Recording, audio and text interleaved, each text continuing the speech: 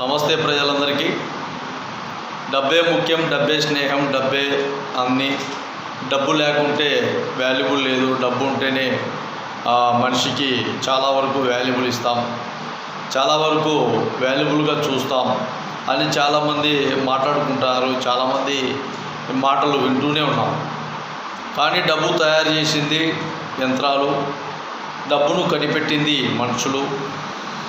ఆ డబ్బు కనిపెట్టిన మనుషులు, ఆ డబ్బు తయారు చేసేదానికి కనిపెట్టింది కూడా యంత్రాలను మనుషులే.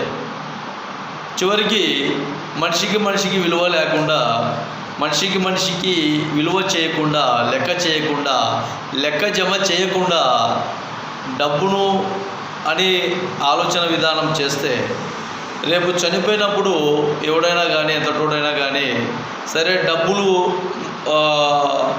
రాసులు పోసి ఏమన్నా వాడిని కలుస్తారా? సరే రూపాయి బిళ్ళలు వేసి వాడిని ఏమన్నా లోపల పూరుస్తారా? నోట్ల కట్టలు వాని పేటికలో వేసి భద్రపరిచి లోపల భూమిలో పాతుతారా?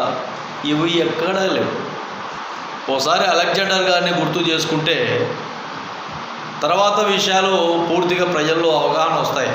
కానీ కొంతమంది రాజకీయ స్వలాభం కావచ్చు, డబ్బు మదం కావచ్చు, మేము లక్షాధిపతులం, కోటీశ్వరులం, మేమే ఎక్కువ అని వేరే వ్యక్తులను చులకనగా చేయడం వల్ల ఎంతవరకు కరెక్టో బాగా ఆలోచించండి. చనిపోయిన తర్వాత 6 అడుగుల భూమిలో ₹1 ఎవరైనా వేస్తారు అంటే వీడియో తీయండి, ఫోటో తీయండి. నీకు చల్లేటప్పుడు మాత్రం చల్లుతారు. శవం మీద అంతిమయాత్రలు వచ్చేటప్పుడు డబ్బును చల్లుతారు, రూపాయి బిళ్ళలు, ₹2 బిళ్ళలని. కానీ నీ గోతిలో మాత్రం ₹1 కూడా వేయరు. ఇది బాగా గుర్తుపెట్టుకోండి. సమాజంలో ప్రతి ఒక్క వ్యక్తిని మనం చులకనగా చూస్తే రేపు సమాజము ఎటువైపు వెళ్ళినా కూడా ఇంకొక వ్యక్తి నీకు అవసరం. ఈ అవసరం లేడు నాకు అనుకుంటే ఒంటరివాడి అయిపోతాం పూర్తిగా. ఎక్కడ కూడా ఎవరు కూడా నీ వైపు రారు, నీ దగ్గరికి రారు, నీతో మాట్లాడరు. ఎవరు రాకుండా, ఎవరు చేయకుండా, ఏం మాట్లాడకుండా నువ్వు ఒంటరివి ఎన్ని రోజులు ఉంటావు? ఒంటరిగా ఈరోజు ఉంటావు, రేపు ఉంటావు, ఎల్లుండి ఉంటావు, ఇంకొక రోజు ఉంటావు. ఏదో ఒక రోజు మాట్లాడాల్సింది వ్యక్తులతోనే. బాగా గుర్తుపెట్టుకోండి.